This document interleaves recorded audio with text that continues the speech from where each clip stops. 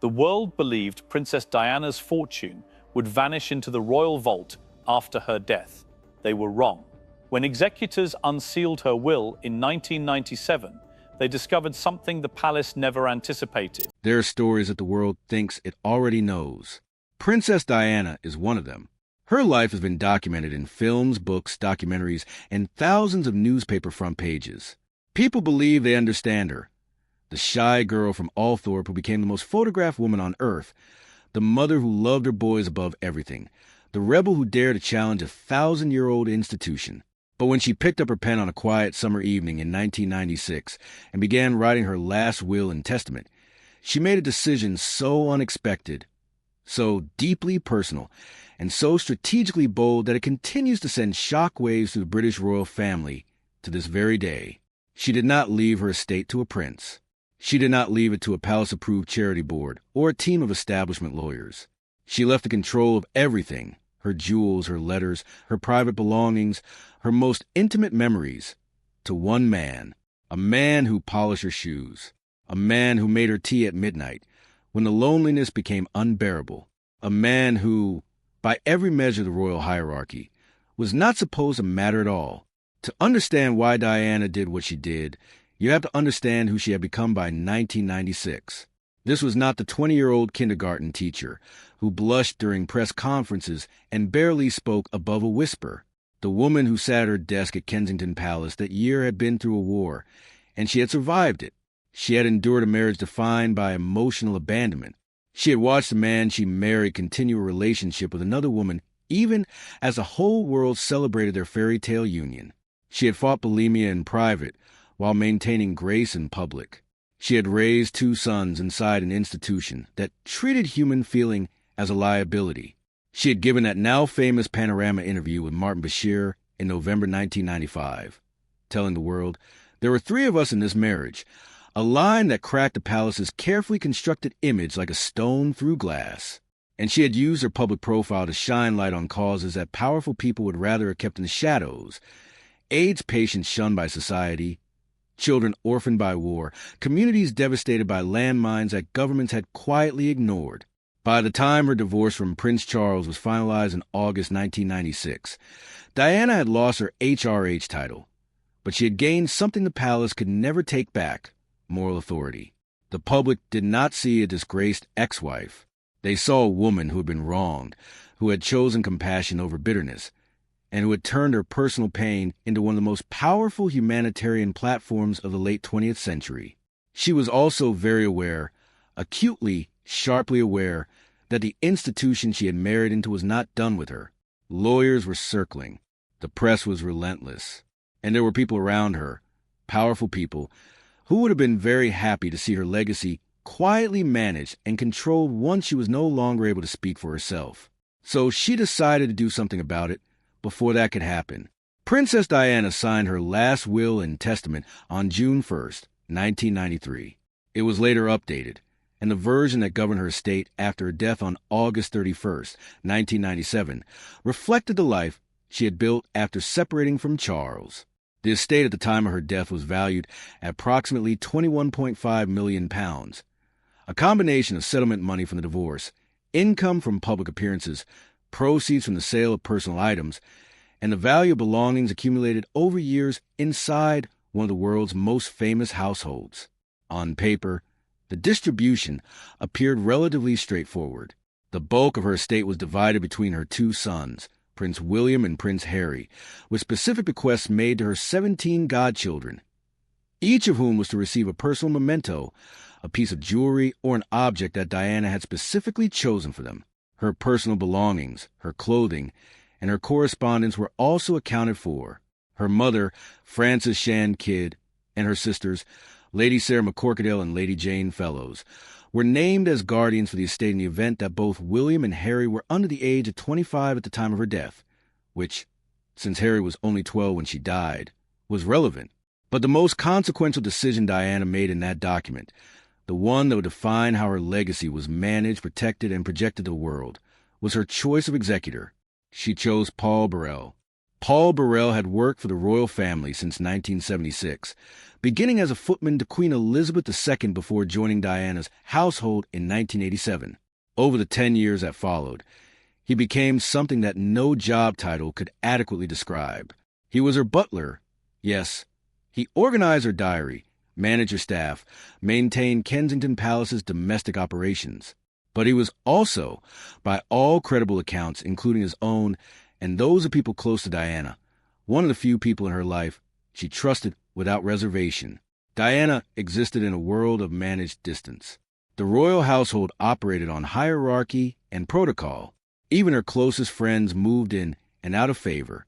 Relationships were complicated by press intrusion, by royal expectation, by the constant awareness that anything said or done might one day appear in a newspaper. Burrell, by contrast, was simply there, every morning, every evening, through the crying and the laughter and the exhaustion of being the most watched woman in the world. She called him, famously and reportedly, my rock, not in a romantic sense. The relationship was professional, and the affection was of a deep, loyal friendship variety. But the word itself says everything about what she saw in him. In a landscape of shifting sands, he was solid. So when Diana sat down to decide who would be the person responsible for carrying out her final wishes, who would hold the keys to her world after she was gone, she chose the person who had already, quietly and without fanfare, been doing exactly that for a decade. The appointment of Paul Burrell as executor was not simply a sentimental gesture. It was a strategic act with real consequences, and the people inside Buckingham Palace understood that immediately. An executor controls everything. When Diana died without warning in that Paris tunnel in the early hours of August 31st, 1997, it was Burrell who suddenly found himself holding legal authority over one of the most famous estates in British history.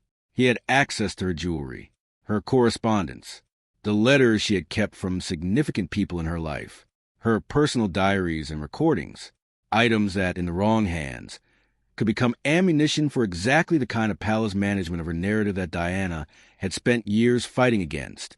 The significance of this cannot be overstated. The royal family could not simply step in and take control. The legal framework was clear. Diana had made her choice, and Burrell was her man. For an institution accustomed to controlling the story, this was an unprecedented situation. A butler, someone the system regarded as staff, as invisible, as beneath consideration, now sat at the center of one of the most consequential estates of the 20th century. The tension that followed was, by any measure, extraordinary. In 2002, Paul Burrell was arrested and charged with stealing 310 items from Diana's estate. The trial that followed became one of the most dramatic courtroom spectacles in British royal history. The prosecution alleged that Burrell had removed jewelry, clothing, letters, and personal effects from Kensington Palace following Diana's death without authorization. The items included gowns she had worn to state banquets, correspondence from members of the royal family, and objects of significant personal and monetary value. The trial collapsed in extraordinary fashion. Queen Elizabeth II reportedly recalled a private conversation she had held with Burrell shortly after Diana's death, during which he told her he was taking some items into his personal safekeeping for protection. The charges were dropped. Burrell walked free. But the trial, even in its collapse, had done something significant. It had exposed a profound anxiety within the palace about what Burrell knew, what he held, and what he might choose to do with it. The ferocity with which the prosecution had been pursued, and the circumstances under which it ended, spoke volumes about the institutional stakes involved. In 2003, Burrell published his memoir, Royal Duty. It was, depending on your perspective, either a loving tribute to a woman he had genuinely cared for, or a significant breach of the privacy she had trusted and protect, or both simultaneously. The book revealed private conversations, personal struggles, and details of Diana's inner life that had never before been made public. William and Harry were reportedly devastated. Charles was said to be furious. The palace issued statements expressing disappointment.